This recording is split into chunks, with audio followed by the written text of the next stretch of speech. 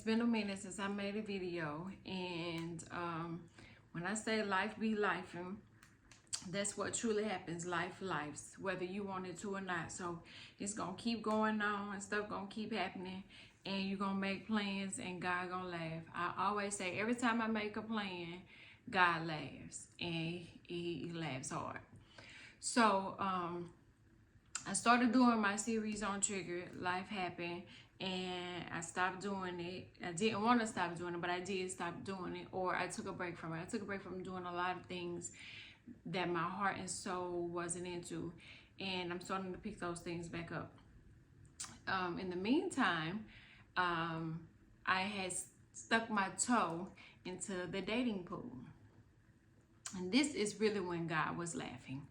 So I won't even call it a relationship. I'll call it a situationship or a fling, because it didn't last long, because I thank God that I'm in a place where I was able to recognize the red flags. I didn't recognize them in the beginning, but I did before it got too late.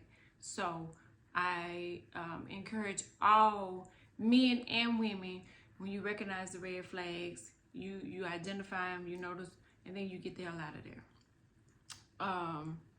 Before I tell you this story, I want to tell you some statistics, because I'm never going to give you information without giving it to you. And since y'all rely on Google so much, that's where my statistics coming from.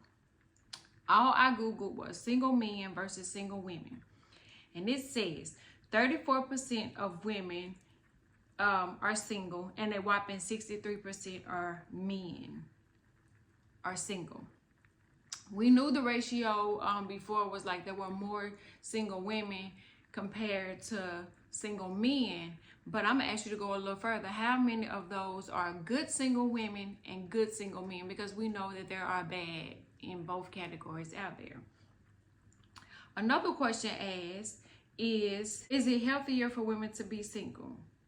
It says a number of studies report that single women tend to be happier and less depressed, living longer than married women. Single women generally experience fewer stresses and compromises than married women. Why do so many women want to be single? Women are often so busy taking care of everyone else that they forget to take care of themselves. How true is that? I am in that category.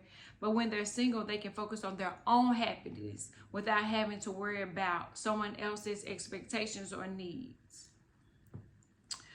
There was also that said,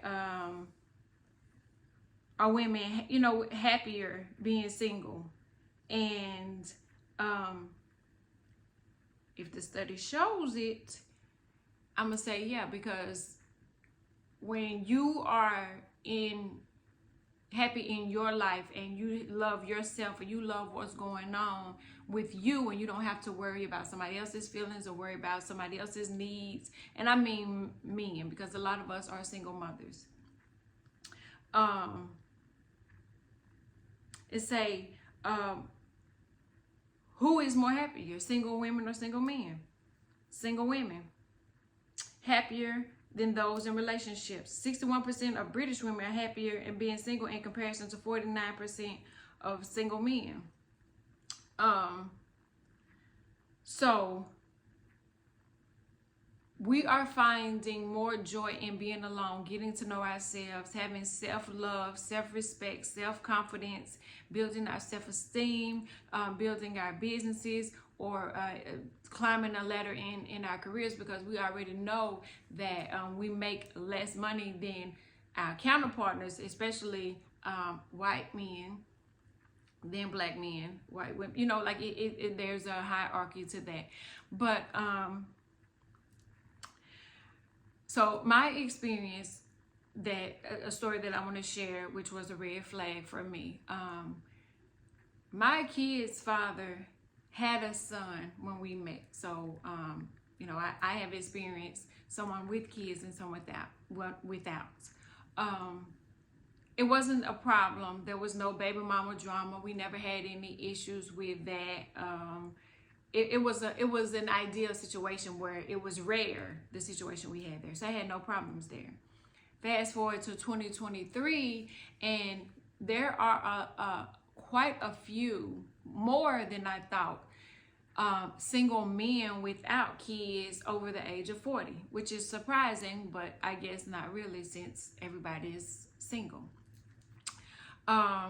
And everybody's, preference, a lot of people preference are to, a lot of women's preferences and men's preference too, I've seen that they want somebody without kids, and that's kind of rare today to find somebody without kids. Oh, but it's not. So I meet a guy, he doesn't have kids, and so I immediately tell him, I'm done. Like, done. Shop is closed. I don't want anymore. Yes, there's a possibility that I can still have kids, but I don't want anymore. This is a lot. And I'm at the age now, and I don't want to be woke up in the middle of the night fixing bottles. I'm not changing diapers. I'm not doing none of that. Like, even with the grands in a couple of more years when they come. So once we got past the fact that he was okay with not wanting to have any kids, we decided to move a little further.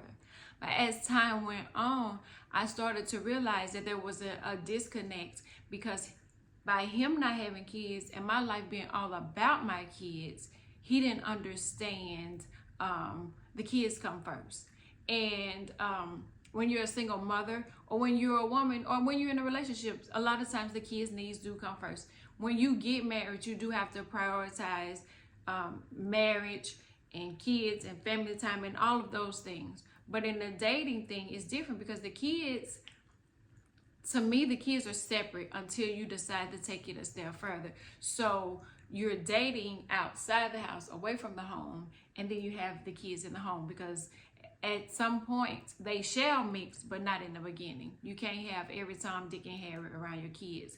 We know that from the news. There's a news story every day about a man or woman hurting somebody else's kids. There's a story about somebody on a dating app meeting up with a man and she never come back home. So we all have these concerns and these worries, but when you are dating a man that doesn't have kids, he doesn't understand that the phone does not go off. It cannot go off, because there could be a problem that could arise at any time and you have to be reached. So the first disagreement we had, my youngest called me, and I said she was going to call. I knew she was going to call. And he was like, well, why didn't you turn the phone off? And immediately I was triggered, because how dare you tell me to turn my phone off when you know I have kids that may need me at any point. And even if they don't need me, a lot of times they are concerned with your whereabouts and they want to know that you're safe. And with an iPhone, of course, you can look up the location, you can see where they're at, but it's nothing like hearing a voice. And so she wanted to hear my voice. And he was like, well, you should have turned the phone off, and immediately I was like, no, the phone doesn't go off. I have fucking kids that have to reach me at any time. Not only that, I have parents. I have people that may have to reach me. So the phone does not go off. It may go on silent, but it does not go off. And even when it's on silent, when the kids call, they're saved in the favorites, the phone's going to ring anyway. That was the first red flag. The second one was my daughter asked for gas money. And he said, well, doesn't she have a guy friend? She does, but I'm her mom. So a lot of times they come to me first, me or their father first. And I was the closest to her, so she was like, I need some gas money. And she works and she goes to school. She's a good kid.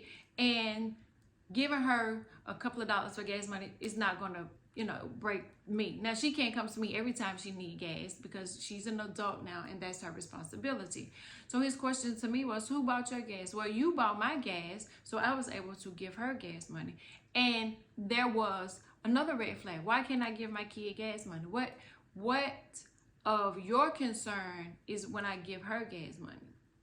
I didn't ask you to give her gas money. She asked me and I gave it to her. And because you put money in my tank, I was able to give her gas money without a problem.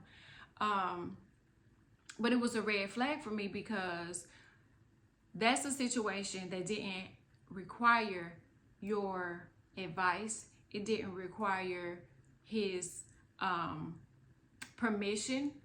And furthermore, I didn't give a fuck what he thought about me and my daughter's relationship. There's never a time. I don't give a fuck how old she is, 101, 102. We just 19 years apart. So she 102. I'm gonna, what you need, I got it. I'm always gonna be there for my kids. And as time went on, I started to feel like that there was some jealousy that my kids could grab my attention. And even when my kids weren't around, they were always the first thought, on the forefront of my mind. That's how it works as a mom. The kids are always here. And there were times where the kids, me and the kids, you know, we always are communicating throughout the day. If it's text messages, if we're on social media and they're sending videos and memes and things like that. And he was like, I thought you wanted someone to keep your attention where you wouldn't be on the phone all the time. It's my kids. But at this point, he had lost my attention, so anything could grab it. But it's not always a plus to date a man that doesn't have kids, because he doesn't understand that unconditional love is unconditional. You love your kids no matter what, good or bad. And one thing he realized about me is when they call, I'm coming. And I'm coming running, and I'm coming like the Montgomery. I'm swimming across that water and I'm coming for my kids, because that's what a mother does. And I'm sure a single dad does the same. I know a single dad does the same, because when they call him, he goes running. Now, I don't know what the situation is on the other side, but I do know that it's not always a plus to date a man without kids, because he doesn't know that your kids come first before anything.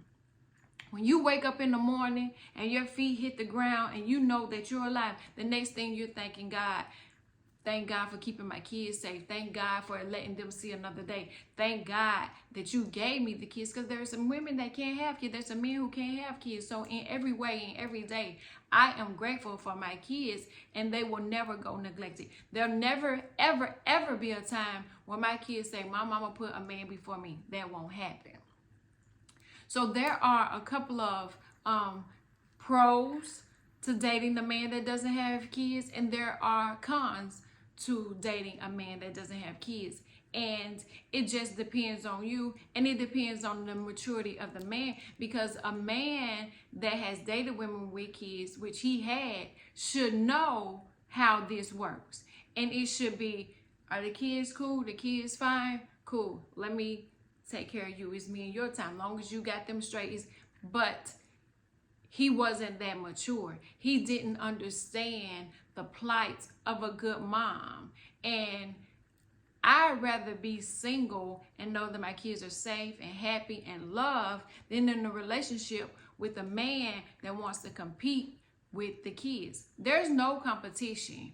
When my kids are cool and they straighten it, you have all my attention. But if the needs arise where they need me, guess what? That's where I'm going. He was incapable of understanding fatherhood.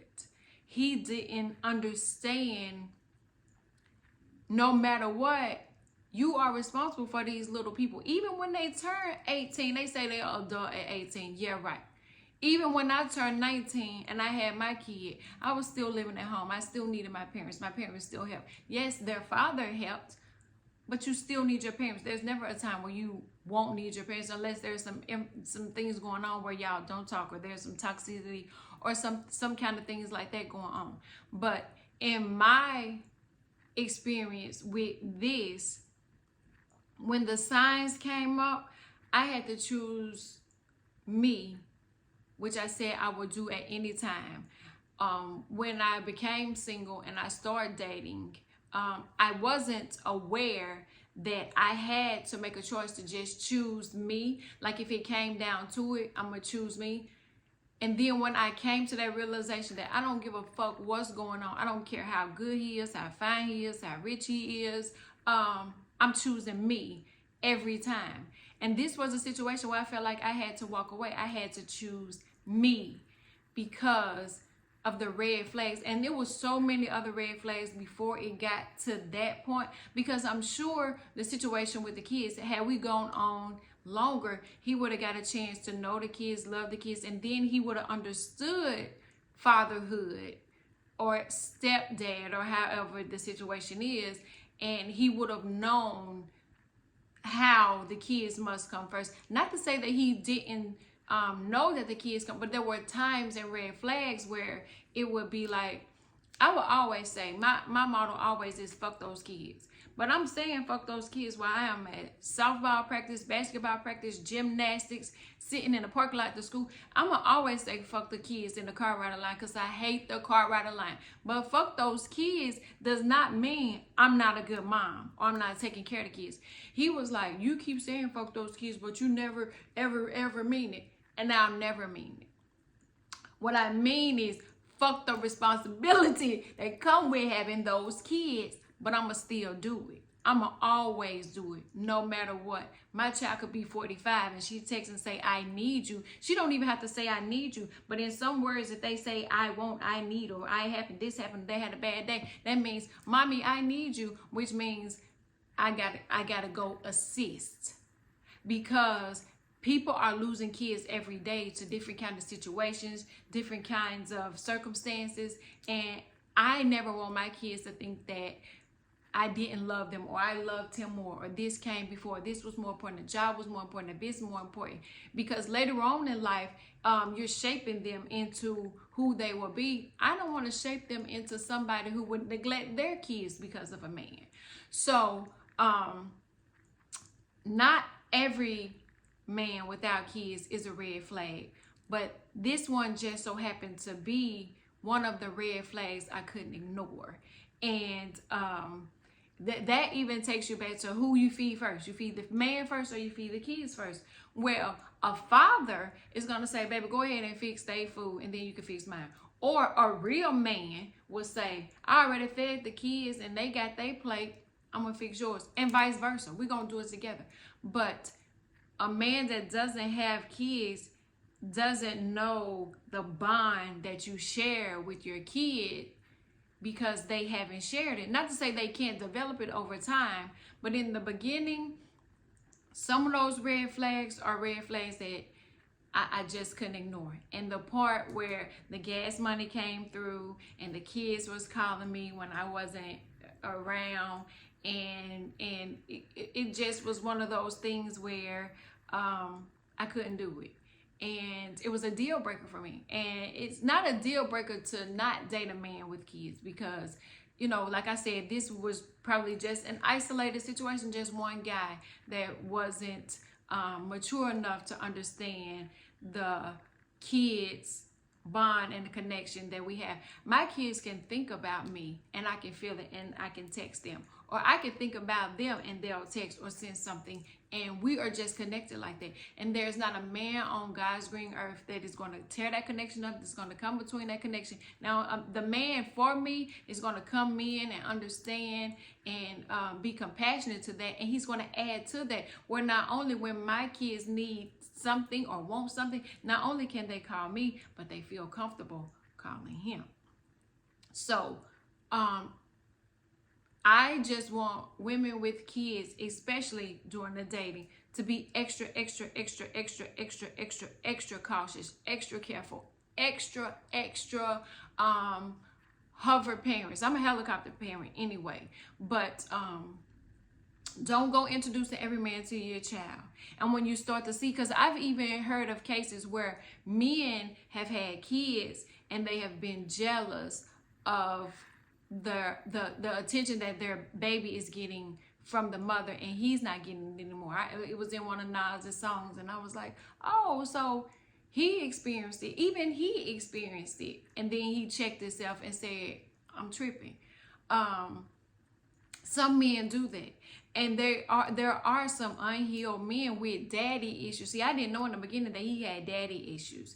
And so the daddy issues kind of spill over into the type of dad that he would probably be. So it's something that is a mental illness, but it's something that it's a trauma. It's PTSD that we carry over. We don't even know that we have. I understand that I have mommy issues because I picked a guy that was the male version of my mama, and we couldn't get along. Hence to why we are no longer a fling, a situationship, because I chose me. And I encourage everybody to choose you, even if it's the man. If you feel like there's some deal breakers in there, some red flags in there, choose you.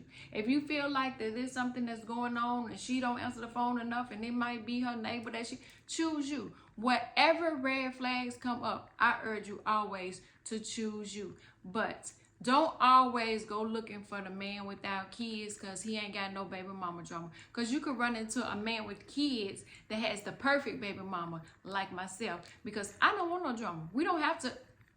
You treat the kids good, I'll treat yours good. We can all be one big blended family. I have no problem. No problems. I don't come with no baby mama drama. For what? That's over with. All I care about is how she would treat and respect my kids the same way on my end. How he's going to treat and respect my kids. It has to be treat us the same. Not the same in the matter of, you know, you courting me, but my kids have to be comfortable, have to be safe, have to they have to respect you. And if they can't or they don't, or you give them reason to question, then we have a problem. Because kids, they say kids and animals can pick up on evil and they can pick up on wrong. And I have a gift of discernment, a strong intuition, and I read vibes. But a lot of times you get these tricksters that you don't know that they have this jealousy, or they don't know how to be a father for real, or they're just an uncle, so they have uncle love. They don't have a child love. So always choose you. Always watch for the red flags. Listen to your intuition.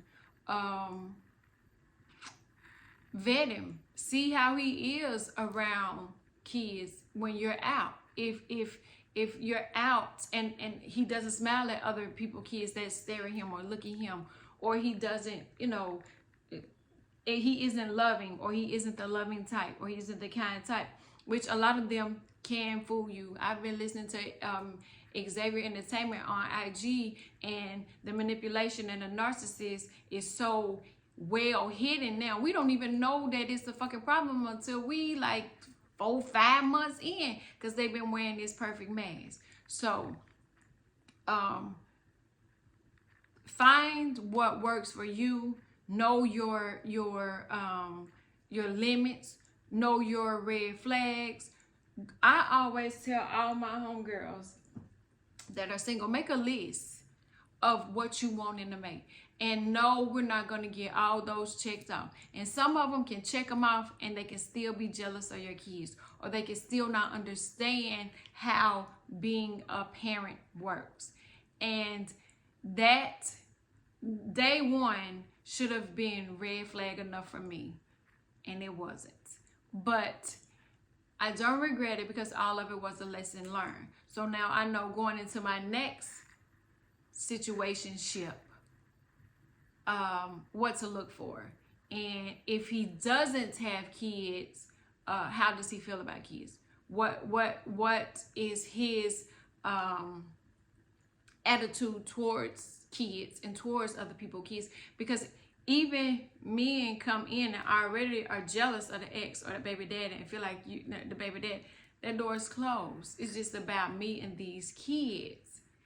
And I'm at a point in my life where I'm happy being single. And I like that. Because the dating pool is trash. And Google and the statistics will tell you that we're happy, we're healthier, and we're just chasing the bag. And when God sends the man for us, he gonna tap this him. If you don't feel that tap, It probably ain't him. They say the butterflies isn't a good feeling. I'll make another video about that anyway, because we all want the butterfly feeling. But I've been hearing that the butterfly feeling in your stomach is your nerves. It ain't a good feeling. So,